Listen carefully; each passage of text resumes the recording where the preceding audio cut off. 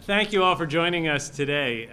When President Obama took office in January 2009, it was clear that we needed to do two things. First, we needed to stop the free fall of the economy and get it moving in the right direction again. As we remember all too well, when the President and Vice President were inaugurated, the economy was in the middle of the worst recession in a generation. Millions of hardworking men and women were losing their jobs. Home values and retirement accounts were virtually wiped out. We could not know where the bottom lay, and we had to do everything we could to make sure that we did not find out. Second, we needed to change how Washington does business. It was clear that we needed a government with more transparency and accountability if we wanted to be able to prevent the lapses that led to the financial crisis, and if we want a government that will help prepare the nation to compete in the world economy. To pull the economy back from the brink of a second Great Depression, the President signed into law the Recovery Act, a historic piece of legislation that we now know prevented the economy from sliding into a significant depression. What many do not know is how the Recovery Act was a model for government to be more transparent and accountable, and proof that we can do big things without big waste and abuse. This was due in large part to the tireless leadership of the Vice President. Because of his hard work and determination, and the on-the-ground leadership of Earl Devaney, the head of the Recovery and Accountability and Transparency Board, who is here today, the Recovery Act was implemented swiftly, effectively, and with remarkably low levels of waste, fraud, and abuse. OMB worked closely with the Vice President on this, and the work that he did on the Recovery Act was both a model and inspiration for what we can accomplish. Indeed, since the beginning of the administration, Jeff Zients and our team have been finding ways to cut waste, modernize government operations, and produce efficiencies wherever we can. They've done it by reducing the number of no-bid contracts, cutting outdated or wasteful programs, and getting rid of unused real estate.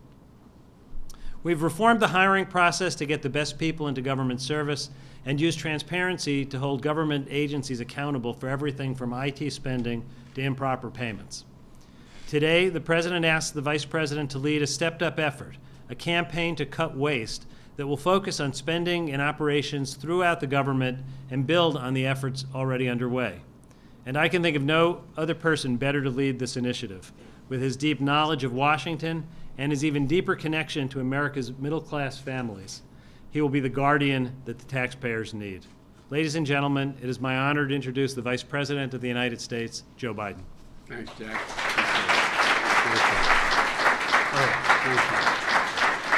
Folks, thank you very much, Jack, and thank you, Earl. And I want to say at the outset, whatever we and many of you in this room are the reason why we succeeded in eliminating, to the degree we did, waste, fraud, and abuse. I think I credit the point guy in this as Earl Devaney. Without him having signed on early on, I don't think we could have accomplished what we did. You know, from the outset of the administration, the President has placed an overwhelming emphasis on the need to make government work better. You know, this is not today about, this is not some great story about how we're going to balance the budget and we're going to end. It's about a simple proposition. The American people have lost confidence over the years in the ability of their government to deliver on what they promise. It's a pretty simple proposition. It's not the American people don't want to help the poor, or they don't want to make sure that we invest in the future. They doubt whether or not last government before that, this government, when any government can actually do it well. So that's the underlying. I'm going to talk about some of the economic consequences of this. But the underlying rationale why when the President and I ran, we wanted to make sure that we fundamentally began to change the way the government works. It was about regaining confidence. Regaining the confidence in the American people that we knew how to husband their tax dollars. You know, to make government better, to make it more efficient, to change the way literally government does business. And look, it's not a single step. It's a process.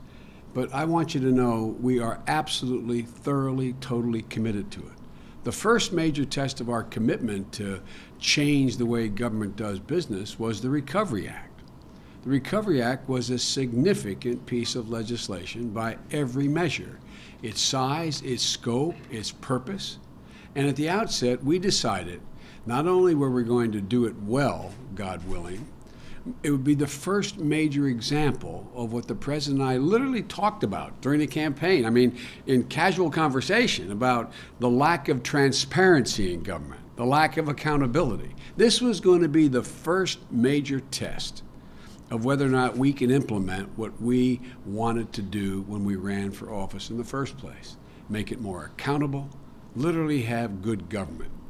And we wanted this Recovery Act and how we did it to be a standard by which we would judge all future programs. Now, at the time when I gathered every cabinet member in, remember Jack and Earl, and I told them that, they kind of looked at me like, whoa, wait a minute now, man.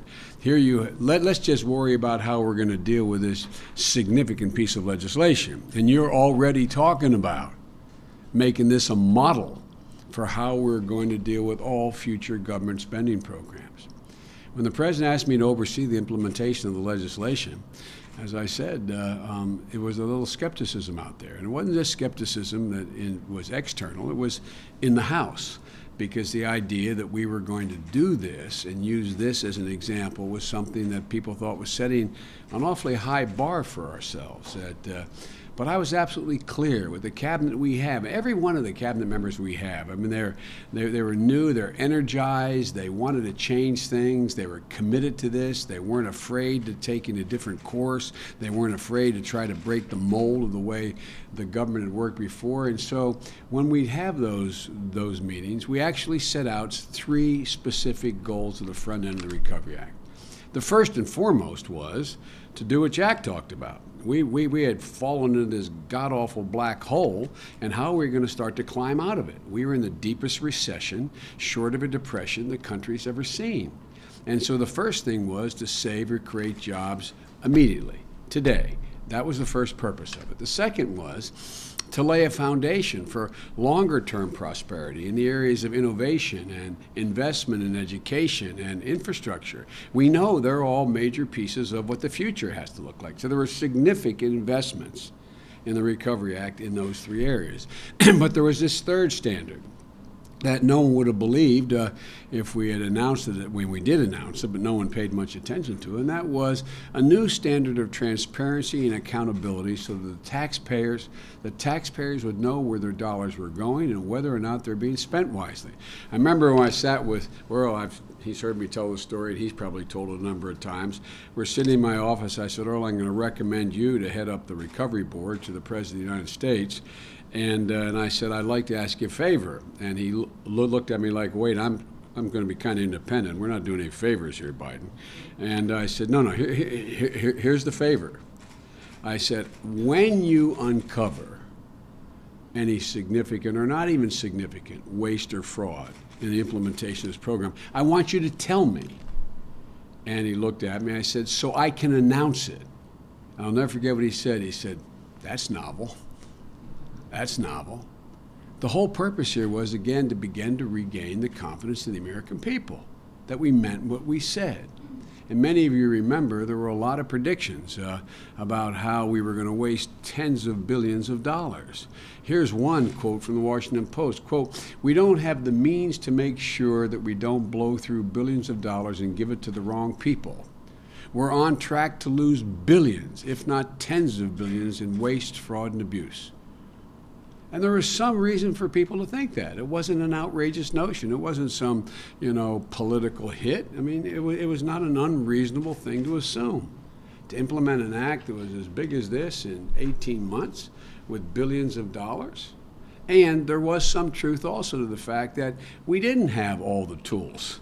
We didn't have all the tools. And that's where Earl came in. Nothing that I've done before or anybody's tried to do has been as massive as this undertaking. It was gigantic. So the first thing we did was to get the toughest inspector general in the government. And that's not hyperbole, that's literally true, and ask Earl Devaney to take it on. I asked him again to kind of put together the president. I love this. Keeps referring to me as a sheriff. No one messes with Joe. I wish they'd tell that to my wife and kids and grandkids. So I asked Earl to form a posse, basically, and go out and get the women and men in his field who were the best at this to put together a way in which we could fundamentally do this differently.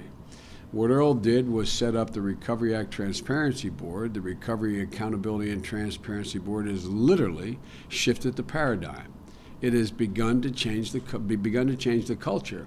Not from what, by the way, is not a criticism, but up to now it's been fraud occurs, go find the person who committed the fraud. Go find the criminal. Go find the person who did the bad thing to the American taxpayers. Well, Earl and Jack and others had the notion that what we should do is we should be setting up mechanisms by which we would deter, not just detect, deter the fraud from ever occurring in the first place. You know, where once the focus was mainly on those who engage in fraud, now we were using sophisticated tools that were shining a very bright spotlight on the abusers that so they don't even try. And by the way, you know, what these guys did, they did something that would seem straightforward and simple, but it was just not, you wouldn't think of it ordinarily inside government. They went and spoke to guys at the FBI, the CIA, the Homeland Security, and said, how do you do it? What mechanisms that are constitutionally permissible are we able to put in place that can allow us to determine whether or not this check we're about to write to so-and-so enterprises to build, 27 crosswalks, et cetera. How do we know? What would you be doing? I'll never forget going over to the war room with Earl and his folks. It looks a little like a war room. And if the press hadn't been there, you ought to go see it. I mean, there's all these TV monitors, people sitting in front of it, all this input information going in. And they gave me an example. There was one guy who ended up having it turns out I think it was 4 or 5 corporations that he had set up and advertising he had this great business enterprise going, and there were 4 different ones or 5 different ones. It turns out they were able to literally pinpoint using Google, showing on a map, this guy lived on a key in Florida with his boat parked outside, and all 5 companies or 4 companies, all the money was going to that guy there, which raised a few alarms. The money never went. It never got there. It got prevented. But the generic point I want to make is this is the first time I'm aware of, being in government as long as I have, that in terms of direct government money going to state and local entities as well as to private contractors, that we've used this degree of sophistication. And it was new. And so, the first thing we did out there, was to develop this incredible website, recovery.gov. Quarterly, the site gets updated with details from people who have recovery contracts and grants, and these people who have taxpayers' dollars, so that the American people can go on a website and find out who got the dollar, whether or not what they said in a description of what they were doing and what the contract was for, and they could literally go, if I could keep this example of a crosswalk, they go down the crosswalk and see whether or not it was built, whether or not there's 10 guys standing around or no one there. I mean, people could they sort of became we created hundreds of thousands of IGs who were literally making contact, and they'd know whether or not the road project we announced was actually being done, whether or not at 9th and Main, the thing we said was going to happen was actually happening. They could check out the construction site, and they also gave us all kinds of information came flowing in. Not only can the citizens see the details, but on every page of the website, they can hit a button on the top right of the screen and report fraud, waste, and abuse from their perspective. We think this is being wasted. We think this is we think this project shouldn't be being built in the first place. And we know the American people could be some of our best watchdogs, and they in fact have been. They keep an eye on everything. And that's why it's not just us trying to prove that we're honest and we're being transparent, but it's also the way to help us, in fact, make sure there's not the waste and the fraud. The second thing we did, we took the postmodern technology available, as I indicated to you, and we used it in an unprecedented way that hasn't been used before in trying to follow on ordinary government contracts that go out to state and local governments as well as to individuals. Earl and his team went and looked at what was going on, as I said, in the intelligence arena, the Department of Defense. They looked around, they went to the CIA, FBI, Homeland Security, and the result was they actually put together a Recovery and Accountability Transparency Board, and they called it Recovery Operations Center, or the ROC. And you ought to go, again, the press ought to go take a look at the ROC. For those of you who haven't, I think you'll be surprised at how sophisticated this process is. So, look, folks, with all this work, going on as a consequence of trying to implement the Recovery Act, we found ourselves in a position where exactly what we hoped for was beginning to happen. And by the way, the folks that are over there are people whose backgrounds are economics, mathematics, engineering, accounting, and we hired first-rate people to follow taxpayers' dollars. You hear about information sharing a lot, particularly between the FBI and the CIA. Well, we just applied that same line of thinking in the Recovery Act, and folks, it worked. For 2+ years of implementing the Act, with tens of thousands of individual projects, and as well as taxpayers spending billions of dollars being paid out in these contracts, not only we created jobs across the country, we also spurred growth in new and emerging industries. But we did it responsibly, we did it accountably, and with a level of transparency that never has been seen before, at least in modern federal government. Since we started the thing 2 years ago, we have more than 75,000 projects with more than 260,000 awards. That's Washington speak for saying the taxpayers we collected taxes, they gave us their money, the federal government wrote a check and sent out a check to 260,000 individuals who were performing a function for the federal government or the state government. And that's a lot of transactions. So we asked the Recovery Board to tell us how many dollars are involved in cases in which there have been convictions, where people have, where there's all this information came in and independent information about what was being done or alleged to be done fraudulently or wastefully or abusively. And we said, okay, you've gone out and you've convicted some of these people. How much money was involved in all this? It was less than $3 million, not billion, $3 million. $3 million out of $480 billion in contracts, grants, loans, and entitlements that were obligated. No matter which way you cut it, the fraud so far has been remarkably low, less than a fraction of a percent. And don't just take my word for it. An article in Time magazine with a headline, "It's official, stimulus isn't a waste of money." It goes on to say the stimulus was, quote, "clearly managerially successful, on schedule, under budget, and according to independent investigators, remarkably free of fraud." And it was, and it is. And we did it while keeping our promise to create and save jobs, creating and saving more than 3 million jobs. In fact, without the transparency, without the public trust it engendered, I don't think we would have been as successful in creating the jobs we did. I think they're intricately linked to one another. And as I said before, this whole model was designed as a model. That's hopefully, if it worked as well as it did in the Recovery Act, we could then apply it government-wide, take it government-wide. Well, that's what we're here. We're institutionalizing the methods we used and making them part of a new culture, hopefully. We're going to hit every corner, track every dollar. We're going to do it in a couple ways. The first thing we're doing again now is to deal with every future government program that writes those checks. The first and most important thing we're going to do is form a new oversight board modeled on the Recovery Board that was such a success the last couple of years. And this is going to apply to everything. The Oversight Board will be looking at all government spending, every dollar. And once again, we're asking the man who put the Recovery Board together to help us again. We're asking Earl Devaney. He's going to be working with Jack Lew, the budget director, and his team to set up this board. And we're also working with leaders of both parties, Senator Lieberman and Collins, Coburn and Warner, Congressman Issa and Cummings. They're all on board with the idea of making this government-wide.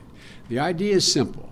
Taxpayers should be able to see exactly what their tax dollars are buying and trace the progress of the work under the government programs, just like they did under the Recovery Act.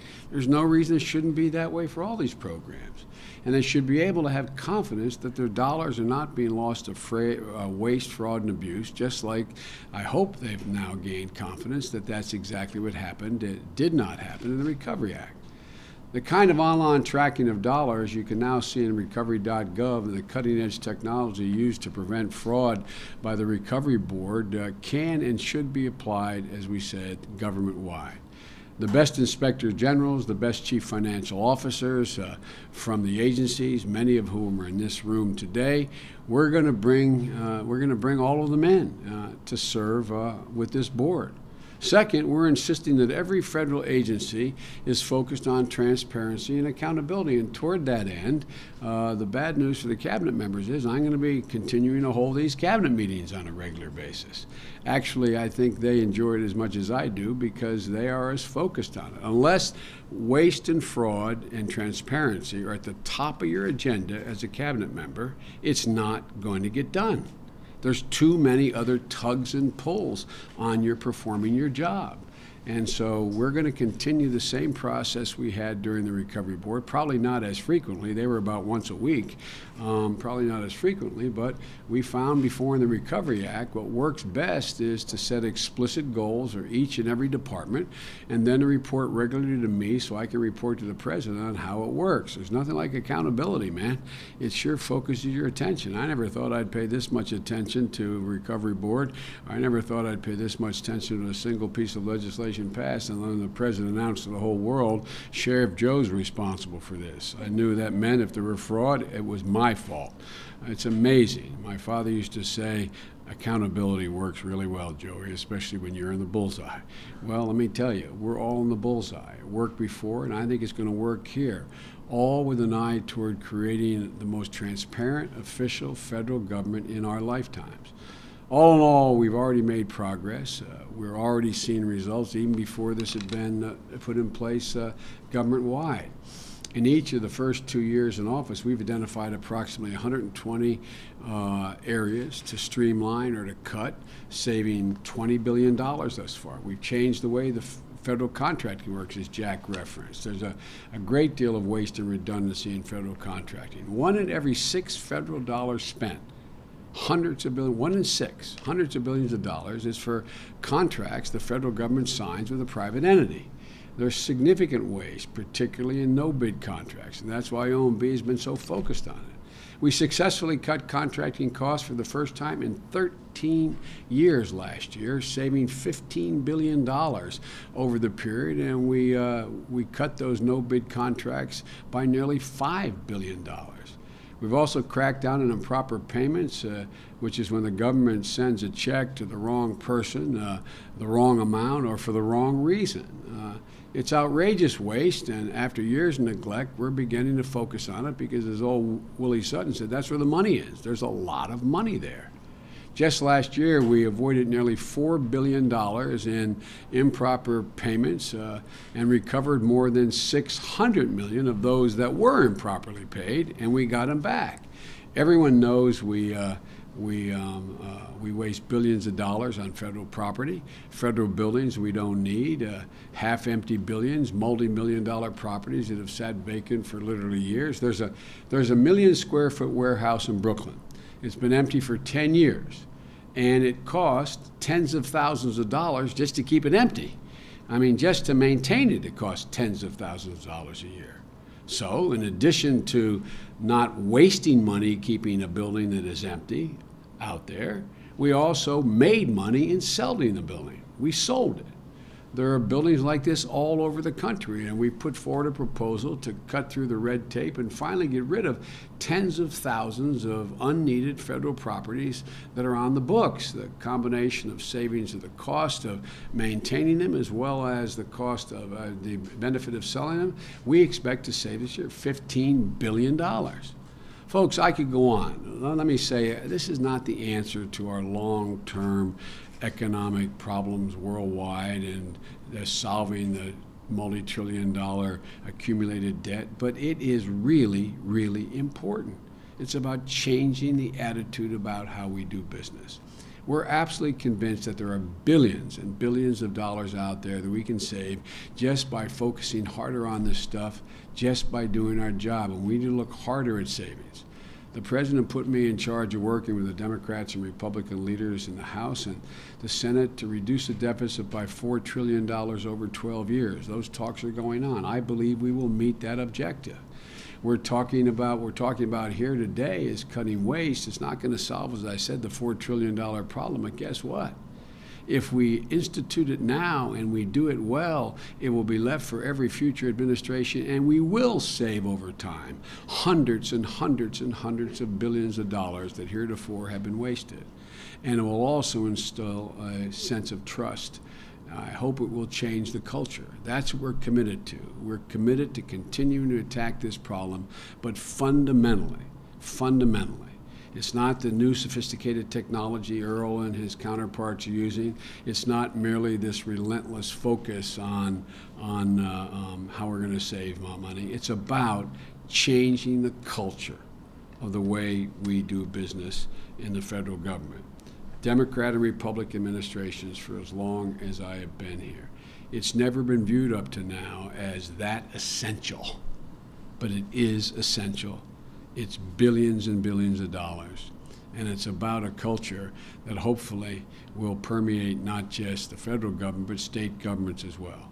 So the very people sitting up here in the front are the people who are going to have to be hearing me and meeting with me and working with me for the next, as long as we're here.